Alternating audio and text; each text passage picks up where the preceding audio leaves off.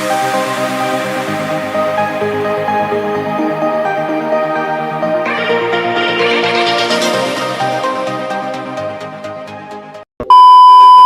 teman-teman, selamat datang di Posita Channel. Apa kabar Anda hari ini? Kami doakan dalam kondisi sehat dan dijauhkan dari wabah yang sedang melanda dunia saat ini.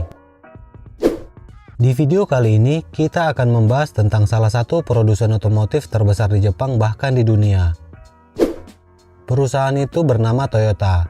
Namun, tahukah kalian bagaimana awal mula perusahaan ini didirikan?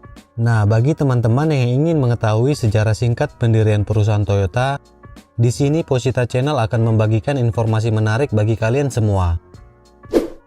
Toyota Motor Company awalnya merupakan divisi baru yang didirikan oleh Kiichiro Toyoda pada tahun 1933 di bawah perusahaan Toyoda Automatic Loom Works milik ayahnya Sakichi Toyoda. Perusahaan ini bergerak di bidang industri tekstil dan alat tenun otomatis.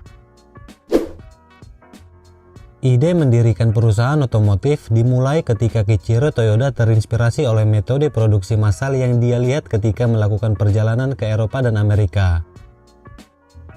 Mobil penumpang pertama yang diproduksi oleh perusahaan ini adalah Toyota model AA sedan yang dirilis bulan September 1936.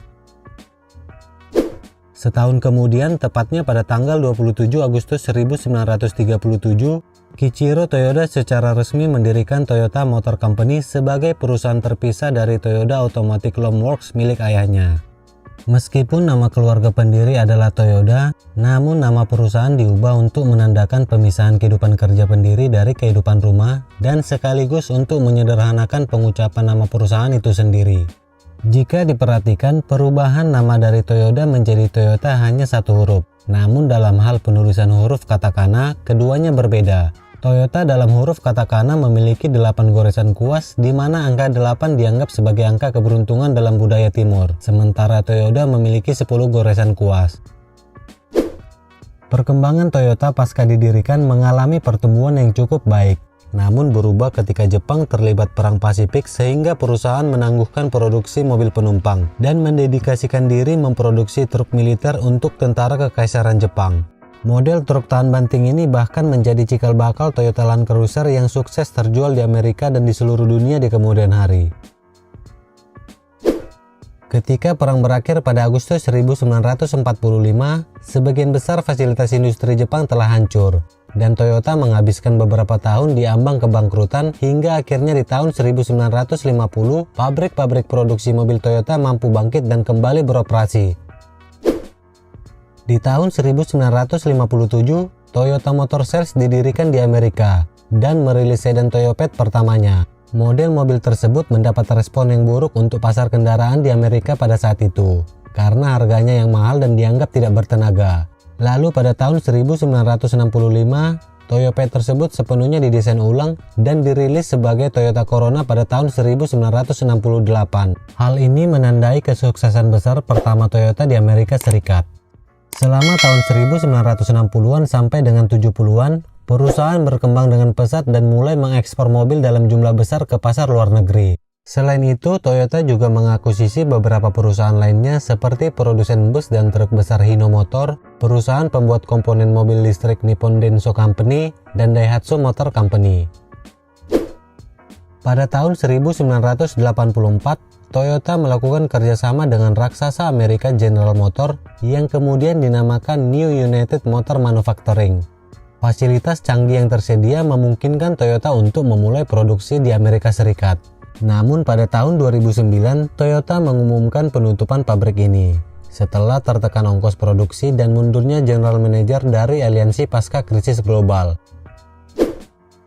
Pada akhir 1980-an, posisi Toyota sebagai perusahaan mobil yang kuat dan dikelola dengan sangat baik hampir tidak tergoyahkan. Setelah satu dekade pertumbuhan yang sangat luar biasa, Toyota akhirnya dinobatkan sebagai perusahaan terbesar ketiga di seluruh dunia pada tahun 1978 di bidang kendaraan, dan menjadi yang pertama saat ini.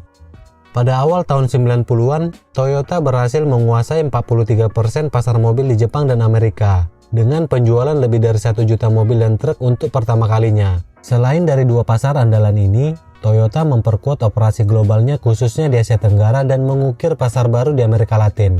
Akan tetapi kemerosotan ekonomi global membuat pertumbuhan produktif Toyota terhenti. Resesi menghambat pertumbuhan ekonomi di seluruh dunia. Sementara kenaikan yen membuat produk Jepang relatif lebih mahal di pasar luar negeri. Keuntungan Toyota menurun selama 4 tahun berturut-turut antara tahun 1991 sampai dengan 1994 dan jatuh ke level terendah dalam lebih dari 1 dekade. Di tengah-tengah penurunan pendapatan bersih Toyota, perusahaan mengganti kepemimpinan baru dengan menunjuk Tetsuro Toyoda menggantikan saudaranya Soichiro Toyoda pada September 1992. Namun kepemimpinannya hanya berlangsung selama 3 tahun. Spekulasi menyebutkan kalau Tetsuro mengalami stroke ringan dan telah dirawat selama 6 bulan. Sampai akhirnya pada Agustus 1995, ia memutuskan untuk mundur dari jabatannya dan digantikan oleh Hiroshi Okuda, presiden Toyota pertama yang datang dari luar garis keturunan pendiri. Di bawah kepemimpinan Okuda, Toyota memperluas cakupan operasinya di luar negeri dengan membuka pabrik baru di Indiana, Kanada, India, Prancis, Brazil, dan Cina. Okuda juga mengambil pendekatan agresif terhadap peran Toyota di pasar domestik. Pada akhir tahun 1996, dia melakukan pemotongan drastis pada harga kendaraan Toyota di Jepang, sebuah langkah yang memicu persaingan. Pada bulan Agustus 1998, Toyota memperluas penguasaannya atas pasar domestik dengan pembelian saham mayoritas di Daihatsu.